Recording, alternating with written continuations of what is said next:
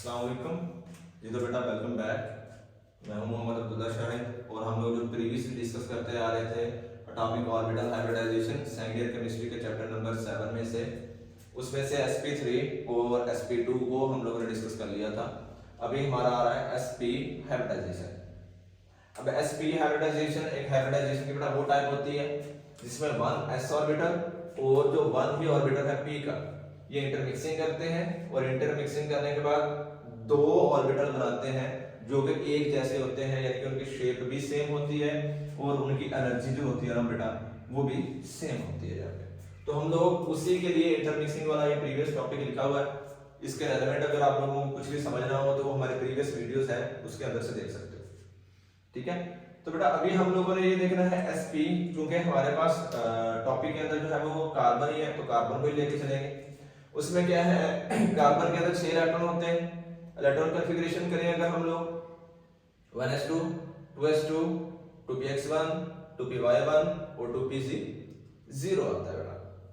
फिर अगर हम लोग कार्बन के एक्साइटेड स्टेट के अंदर चलते हैं तो इसमें अगर हम लोग देखें तो इसमें s में से एक इलेक्ट्रॉन जंप करता है और जंप करने के बाद 2pz में चला जाता है। तो इसी वजह से ये बन जाता है 2s1 2px1 2py1 और 2pz1 बेटा बनता है। तो अभी हम लोग अगर इसी को ही देखते हैं, अब यहां पर क्या है अकॉर्डिंग टू आवर टॉपिक हमारे पास एक ऑर्बिटल s का और एक ही ऑर्बिटल p का ये इंटरमिक्सिंग करते हैं और नए हाइब्रिड ऑर्बिटल्स बनाते हैं। लेकिन ये जो है 2py और 2pz ये अनहाइब्रिड ऑर्बिटल कहते हैं, यानी कि ये इंटरमिक्सिंग में पार्टिसिपेट नहीं करते। जब इंटरमिक्सिंग में पार्टिसिपेट नहीं करते तो इनकी हाइब्रिडाइजेशन भी नहीं होती। तो जब हाइब्रिडाइजेशन नहीं होती बेटा ये अनहाइब्रिड ऑर्बिटल्स ही रहेंगे। और इसकी रीजन क्या है कि कार्बन को कैसे पता चलेगा कि उसने sp करना है, sp2 करना है या sp3 करना है, तो वो कैसे पता चलेगा वो हम लोगों ने प्रीवियसली भी डिस्कस किया था कि वो डिपेंड करता है on the availability of hydrogen. कि अगर हाइड्रोजन 3 अवेलेबल हो एक कार्बन को तो वो आएगा sp2 के लिए, 4 अवेलेबल हो एक कार्बन को वो जाएगा sp3 के लिए, 2 कार्बन हो एक 2 हाइड्रोजन हो एक कार्बन के लिए वो आएगा sp हाइब्रिडाइजेशन की तरफ। लेकिन अगर 2 कार्बन की बात करेंगे, 6 हाइड्रोजन 2 कार्बन को अवेलेबल हो sp3, 4 हाइड्रोजन 2 कार्बन को अवेलेबल हो sp2, 2 हाइड्रोजन 2 कार्बन को अवेलेबल हो तो बेटा वो sp हाइब्रिडाइजेशन की तरफ शिफ्ट होते हैं। यूं कार्बन को पता चलता है कि उसने sp3 करनी है, sp2 करनी है या बेटा sp हाइब्रिडाइजेशन करनी है। तो अभी हम लोग करेंगे इनकी इंटरमिक्सिंग। उस इंटरमिक्सिंग में ये आ गया s का बेटा, फिर साथ में आ गया px का,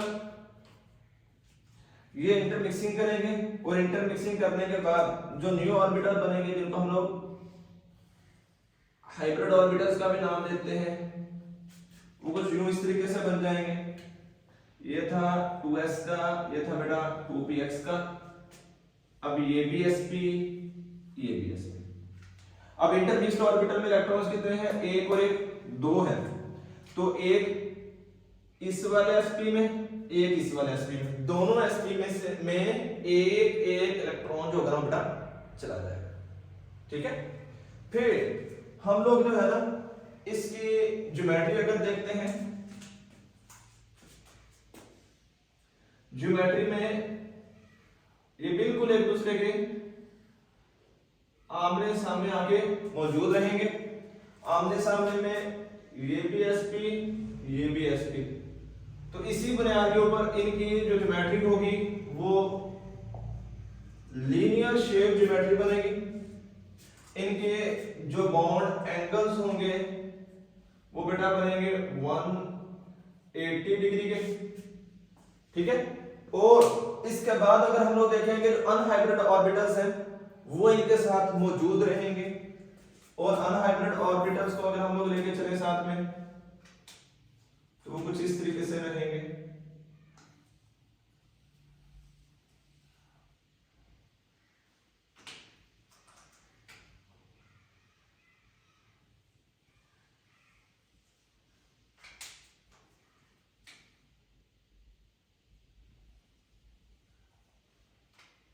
फॉर एग्जांपल सपोज कर लेते हैं ये बेटा है हमारे पास 2p y, ये है 2p z और ये हमारे पास होगा sp हाइब्रिडाइज्ड, ये भी होगा sp हाइब्रिडाइज्ड।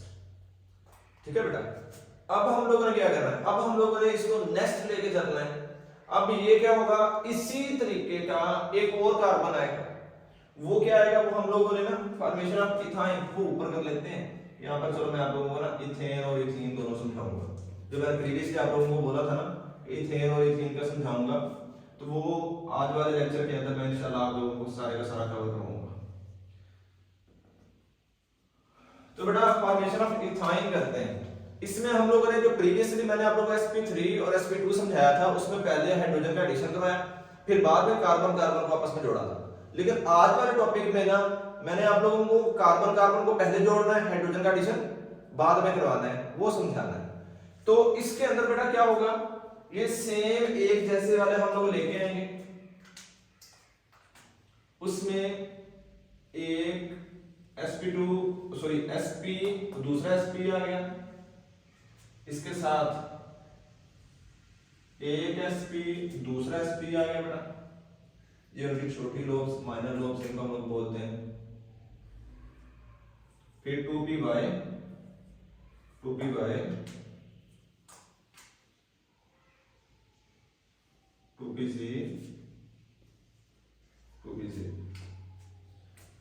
अच्छा बेटा एक चीज यहाँ पे रह गई हमारी कि इनमें करैक्टर, अगर हम लोग इसके अंदर करैक्टर देखेंगे कि s करैक्टर कितना है और p करैक्टर जो है ना वो कितना है, तो s करैक्टर भी इसमें 50% और जो p करैक्टर है ना वो भी 50%। क्यों? क्योंकि है ही दो ऑर्बिटल, एक s और एक p, 50-50 दोनों कर देंगे। ठीक है बेटा, ये थोड़ा सा रह गया था इस वजह से। तो हम लोग वापस अपनी जगह पे चलते हैं। इसमें हम लोगों ने क्या करना था, फॉर्मेशन ऑफ इथाइन, तो मैं क्या बयान कर रहा था, ये जो ब्लैक कलर में है ये हमारे पास है sp हाइब्रिडाइज्ड ऑर्बिटल, जो ब्लू कलर में है ये है 2py के अनहाइब्रिड ऑर्बिटल, जो रेड कलर में है ये है 2pz के अनहाइब्रिड ऑर्बिटल। तो अब क्या है ये देखिए, तो हम लोग ये भी हाफ फील्ड है ये भी हाफ फील्ड है, तो जब हाफ फील्ड है ये ओवरलैपिंग कर सकते हैं, मींस क्या है ये बॉन्डिंग कर सकते हैं, इसीलिए ये बेटा बॉन्डिंग करेंगे। पहले बॉन्डिंग से ओवरलैपिंग होती है, ये याद रखनी है हम लोगों ने, ये हो गई इनकी ओवरलैपिंग, ये वाली।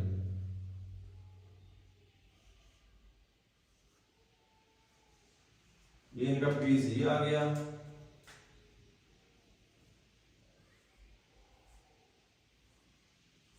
ये इनका बेटा py आ गया। ठीक है, जब ओवरलैपिंग हुई, उस ओवरलैपिंग के बाद ये इससे नेक्स्ट हम लोग यहां पे लाएंगे, तो बेटा एक तो इनका बन गया बॉन्ड, ये वाला कार्बन कार्बन का ओवरलैपिंग के बाद एक ये sp बच गया, एक ये sp बच गया, एक sp ने दरमियान में बॉन्ड कर लिया हुआ है, ये आ गया py सॉरी pz, रेड में pz शो कर रहे हैं, और ये आ गया ब्लू में py।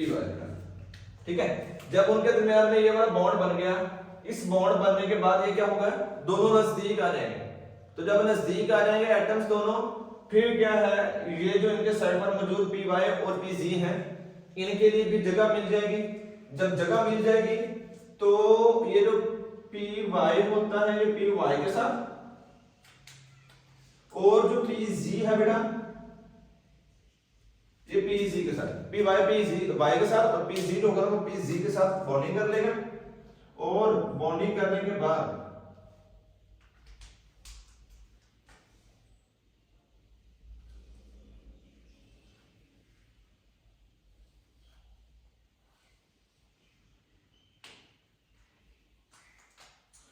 अगर ऊपर बन गया एक पाई py py का, तो pz pc का नीचे बन जाएगा।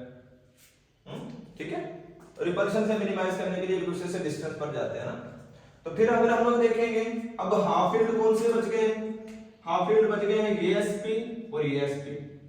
फिर इनके लिए क्या करेंगे, हम लोग लेके आएंगे हाइड्रोजन, जो पहले पढ़ा था बेटा क्या है, दो हाइड्रोजन है हमारे पास, इलेक्ट्रॉनिक कॉन्फ़िगरेशन 1s1 है, तो ये क्या होंगे, स्फेरिकल वाले होंगे। तो जब बेटा स्फेरिकल वाले हैं तो उसी स्फेरिकल वाले को ही हम लोगों ने यहां पे लेके आना है। तो जब स्फेरिकल वाले को ही लेके आएंगे, पहले होगी उनकी ओवरलैपिंग,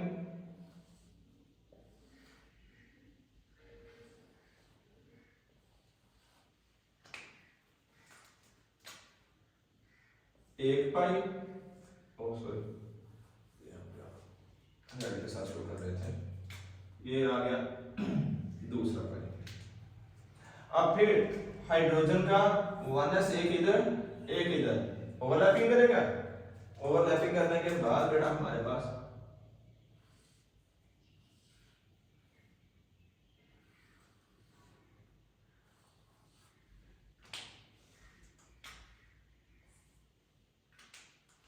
ये कुछ ना ऐसे वाली शेप हमारी बन जाएगी, ठीक है, जिसको हम लोग मेंशन करेंगे HC≡CH।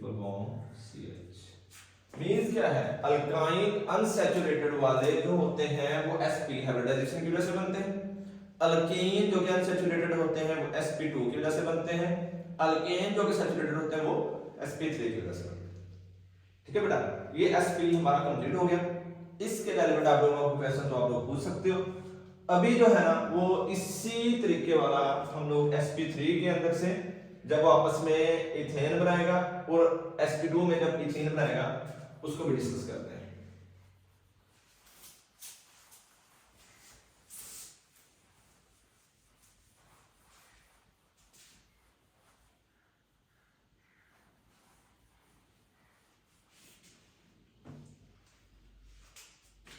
अभी हम लोग करेंगे बेटा फॉर्मेशन ऑफ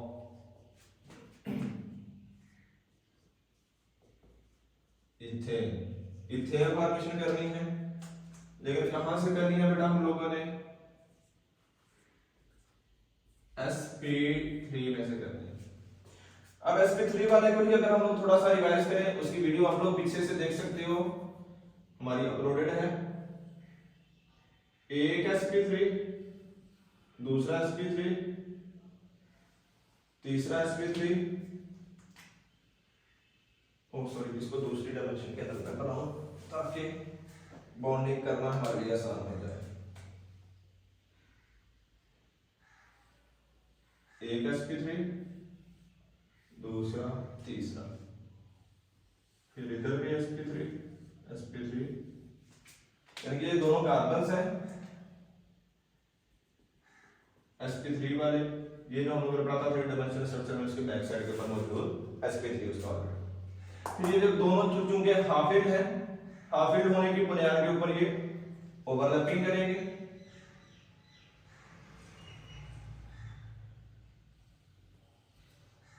ये इन्होंने कर दी बेटा ओवरलैपिंग, ये बाकी sp3 वाले।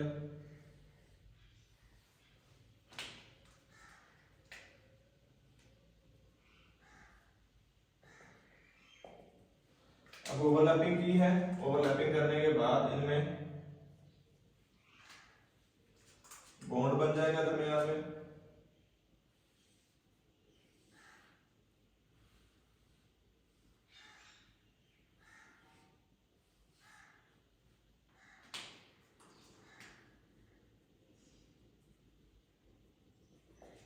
ये बॉन्ड बन गया, जो हम लोग प्रीवियसली डिस्कस करते आ रहे हैं कि इनके पास क्या थे, 6 हाइड्रोजन थे। तो वो 6 हाइड्रोजन आप आएंगे इनके साथ मिलने के लिए, क्योंकि sp3 में से एक sp3 दोनों कार्बन का एक एक वो तो कंप्लीट हो गया, यानी कि वो अपना स्टेबल हो गया, बाकियों को भी स्टेबल करना है। उनको स्टेबल करने के लिए हमें 6 हाइड्रोजन हर sp3 के साथ एक एक हाइड्रोजन जोड़ना पड़ेगा। वो कैसे होगा, वो यूं हम लोग करेंगे इसके वजह से।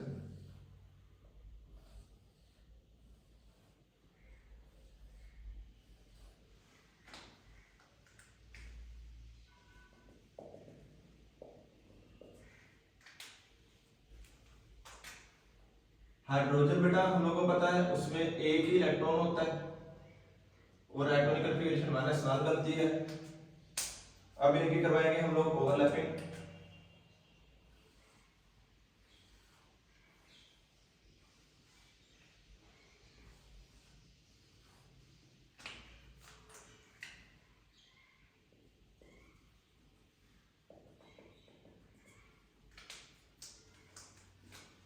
तो ओवरलैपिंग बेटा एक हाइड्रोजन इसके साथ, एक इसके साथ, एक इसके साथ, ये यूं इनकी ओवरलैपिंग होगी बेटा। पहले हम लोगों ने हाइड्रोजन को पहले एडिशन किया था, बाद में उनके आपस में ओवरलैपिंग करवाई थी, बाद में कार्बन कार्बन को आपस में जोड़ा था। अब पहले उनको आपस में जोड़ा है, बाद में हाइड्रोजन की ओवरलैपिंग करवाई। यानी कि अगर 6 हाइड्रोजन अवेलेबल होंगे तो यूं 2 हाइड्रोजन अवेलेबल होंगे, तो जो प्रीवियसली मैंने बयान किया है। अब क्या है,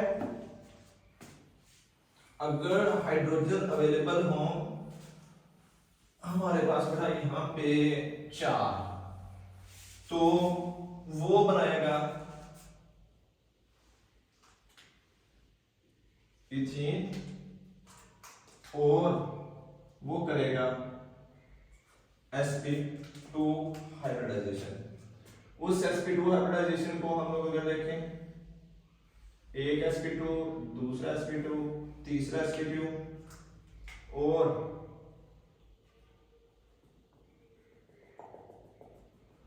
इसके अंदर मौजूद रहा ये हमारा अनहाइब्रिडाइज्ड 2pc।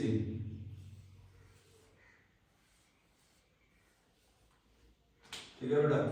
अब यहां पर भी अनहाइब्रिडाइज्ड 2pc, बाकी ये कौन से हैं उनके चलो मैं मेंशन कर दूं, ये भी sp2, ये भी sp2, ये भी sp2, ये भी sp2, ये भी sp2 है, और ये वाला जो है ना ये हमारा कौन सा है 2pz 2pz। पहले ये हेड टू हेड ओवरलैपिंग करेंगे,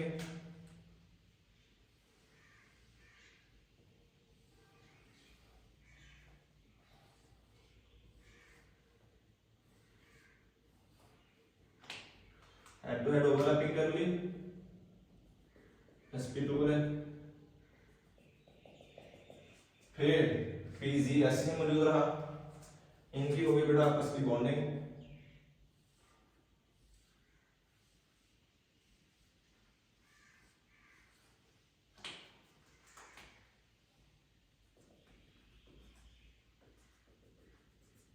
अब आपस की बॉन्डिंग हो गई है, फिर इसके साथ मौजूद है क्या बेटा pz हाफ एंड है, वो pz जो हाफ एंड है वो बॉन्डिंग करेगा।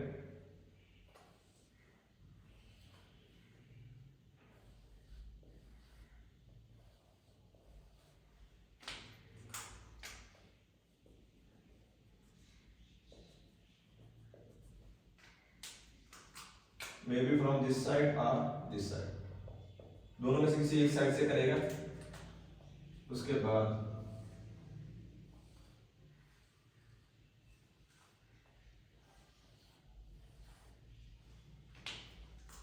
इनके दरमियान में एक सिग्मा और एक पाई बॉन्ड हो गया।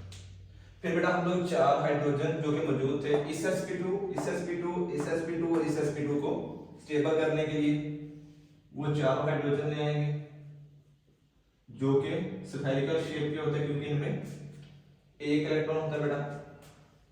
उसके बाद आ जाएगी इनकी ओवरलैपिंग हाइड्रोजन की,